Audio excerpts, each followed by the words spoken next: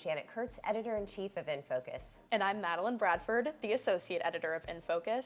And we're back this week with another episode of In Good Company. I know. Well, event season is kicking off, so it really we've got some great things to talk about today. So I think we should just jump right in. Let's do it. With you. You started with the Girl Scouts, which is great. Yes, I always love covering Girl Scout events. I was a Girl Scout for many years in elementary school, so I always love getting to explore those events. And I covered the Outside the Box reception for Girl Scouts of Middle Tennessee, which I also covered last year and had a lot of fun. It's in the Tennessee State Museum, and I think it is the sweetest night of the year.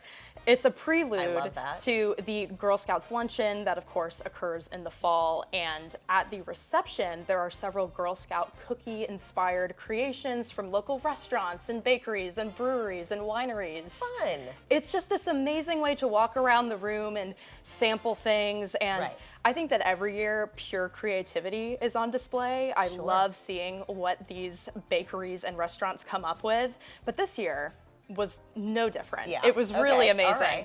There were some highlights that included a tag-along cupcake by Courtney's Cakes, Thin Mint ice cream by Hattie Jane's Creamery, and the winning item was a trefoil beer from a beer company spelled XUL. If anyone knows how to say that, let me know. It's either XUL or Zol, but it was really fantastic.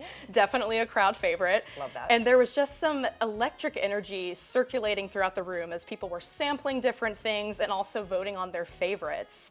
And my favorite touch about this event is always the vintage Girl Scout uniforms and memorabilia, patches, cookie sale signs that are scattered throughout, and I think it really shows how the organization has evolved over time, but has always stayed so relevant and important to our community. And showcasing this evolution was Danielle Barnes, who is the CEO and President of Girl Scouts of Middle Tennessee, and she highlighted how the event represents the joining of creativity, service, and community, which are also values that the Girl Scouts live by day. That's right. So I thought it was a really beautiful evening and a great prelude to the Girl Scouts luncheon, and I had a great time covering it. Well, good. Well, I'm so glad you did, and I loved what you said earlier too about creativity, because that is just such a pillar of Girl Scouts too. I mean, I remember when I would be trying to get my badges, and you had to think of creative ways to achieve those elements within the badge requirements. And it was so interesting. So I love to hear that. And then of course, what a great organization to support. So definitely, and it's all about creative problem solving, and those are qualities that definitely apply later on in your career and when you're becoming a leader. That's exactly right. Well, great. So glad that you covered that. Yes. Well, you had an exciting event. I did, yes. I love preservation, so it was wonderful to be able to join the group, the supporters and donors of the Heritage Foundation of Williamson County. And they gathered together in Thompson Station for the Heritage Ball Patrons Party. Let me make sure I get that right. The Heritage Ball Patrons Party, and they gathered at this gorgeous historic home of Jackie and Barry Alexander. What was great was they opened the home and let guests tour through it in the beginning, and then everybody kind of meandered down the walk to this event space that during the reception, people could actually get up close to these luxury sports cars that he had throughout the room. I saw that. It was so interesting. That looked amazing. Yes, it really was. I mean, just to kind of be able to see the craftsmanship of these automobiles was so interesting.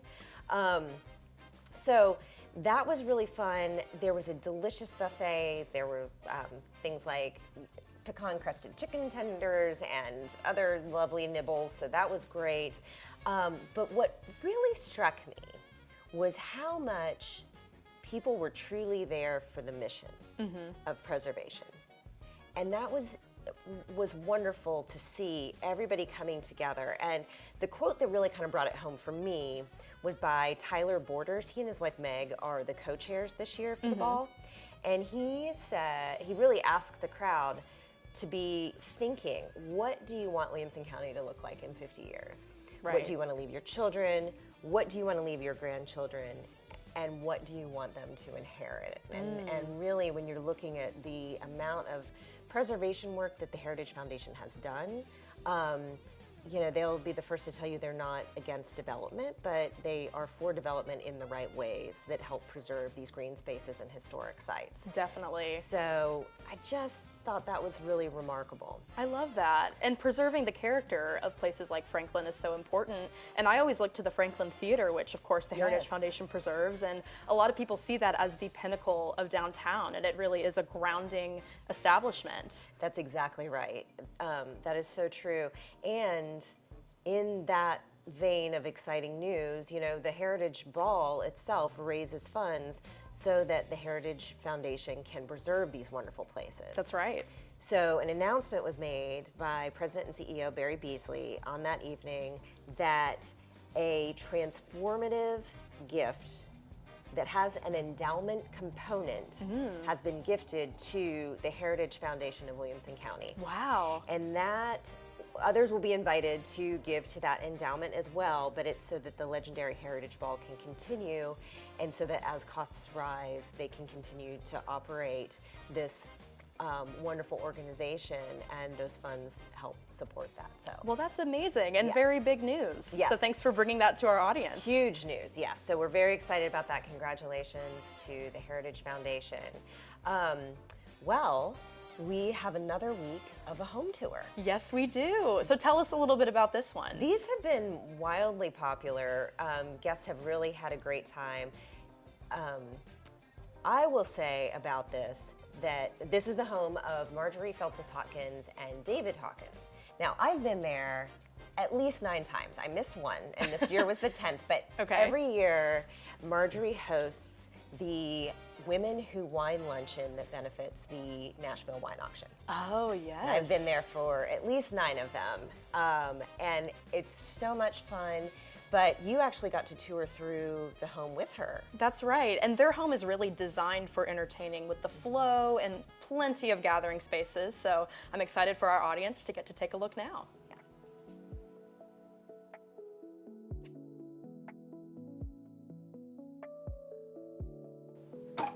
Hello, hello. Well, as we say, welcome to our home in Nashville, Tennessee. I'm Marjorie Feltus Hawkins, David Hawkins, and we're so proud and honored to be able to share our house with you and our home with you. And one of the reasons we're so excited about that is I'm actually from Natchez, Mississippi.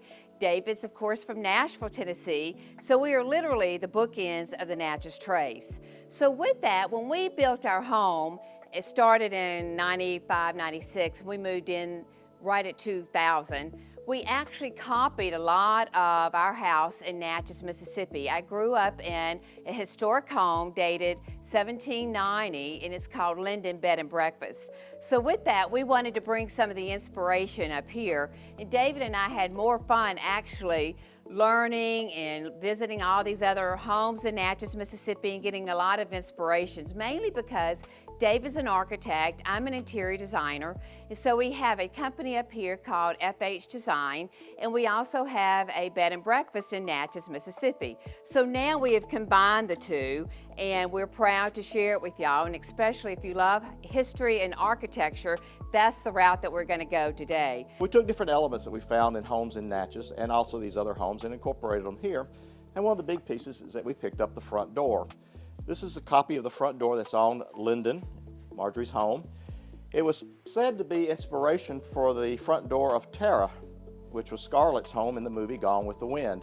But we took a lot of the elements, and one of the other elements that we took is that we put in a window called a jib window. Back in those days, they did not have air conditioning in these homes, and it gets deathly hot in the summertime, as some of y'all are probably aware, particularly in Natchez, Mississippi. And also the humidity doesn't help much either. So they really lived on their porches, and that's one reason why there are so many large porches in these old homes in Natchez and other southern cities. And to access these homes, or these porches from these homes, they would use a window called a jib window. So please come on in and join us as we take you through our home.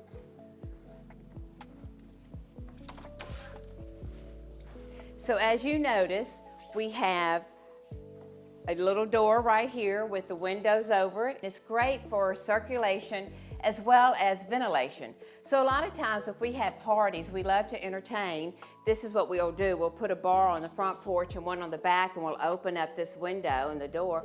And it's just great to flow through with everything because you walk right out into the bar. But back to the inspiration of the architecture. If you'll look at the medallion here, this is actually a replica of a beautiful medallion in a historic home called Melrose in Natchez, Mississippi.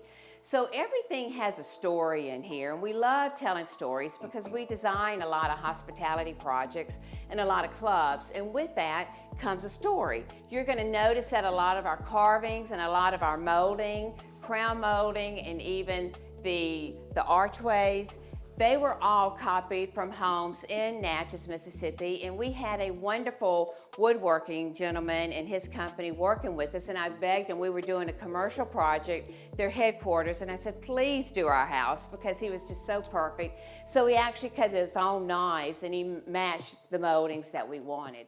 Well, that is just beautiful. It really is. And I just love the variety that this home tour has had. I think there really is a style for everyone, and I love seeing what people have in their homes. That's exactly I think it's right. super interesting. Well, our audience certainly has. Yes. I mean, the viewing hours and numbers and all the things that we look at on the back end have been phenomenal. Yes, so thank you all for watching. Yes. We really appreciate it. Thank you very much. And these home tours, again, are brought to you by our friends at Myers Flooring of Nashville.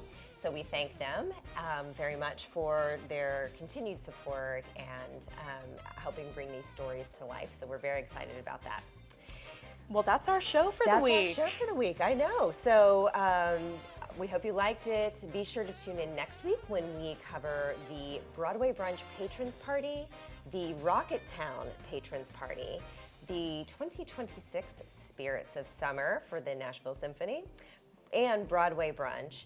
And speaking of home tours, we also tour the home of Ben Scott and Russell Bates. And so that's going to be a really fun one. It's going to be a big episode, so you will not want to miss it. That's exactly right. So be sure to subscribe to our YouTube channel so that you know exactly when our new episodes hit the air. Sign up for our newsletter. Be sure to like and comment on all of our posts. And remember that with you, our Nfocus friends, we're in good company. Cheers. Cheers.